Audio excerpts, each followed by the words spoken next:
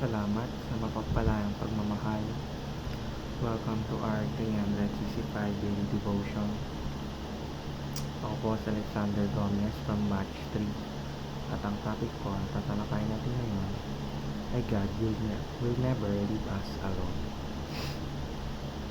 Ang ating pag-aaralan ay tungkol sa Hebrews chapter 13 verse 5. At buksan po natin ang ating puso at isip sa magandang salita ng Diyos.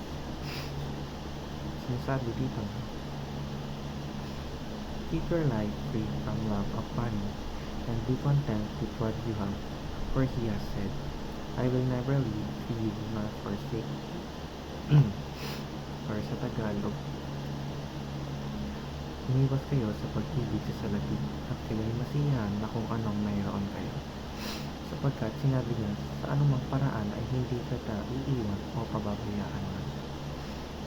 Sinasabi lang sa verse na, Huwag tayong umibig sa salapi at huwag tayong magpakabulat sa anumang pera dahil hindi tayo masasabit nito at ang Diyos lang ang tanging makakasabit sa atin. Teaching number 1. True financial freedom is freedom from the love of money. Ang unang katuruan ay ang tunay na kalayaan sa pananalapi ay ang kalayaan mula sa pagmamahal sa pera.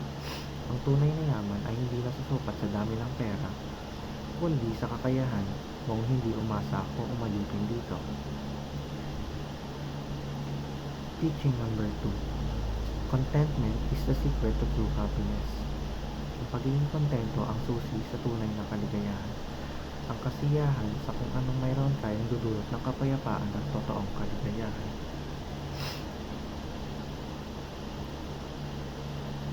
Teaching number 3. God promised to never leave you nor forsake you.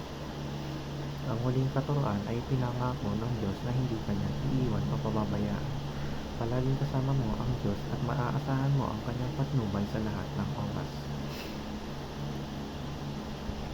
Application number 1. Free yourself from the love of money.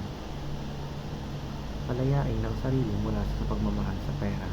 Huwag gawing pangunahing layunin ang pera sa buhay. Mahalaga ito, ngunit hindi dapat ito maging sentro ng iyong pagkatao. Application number 2. Embrace contentment and never let it go. Yakapin ang pagiging kontento at huwag itong bitawan. Maging masaya at magpasalamat sa kung anong mayroon ka at iwasang mainggit tayo sa iba. Application number 3. Live within God's provision. Mamuhay ayon sa probisyon ng Diyos. Magtiwala sa ibinibigay ng Diyos at gamitin ito ng maayos. Alam na natin na siya ay laging magbibigay ng sapat na pangangailangan. Yun lamang po ang aking devotion. Maraming salamat.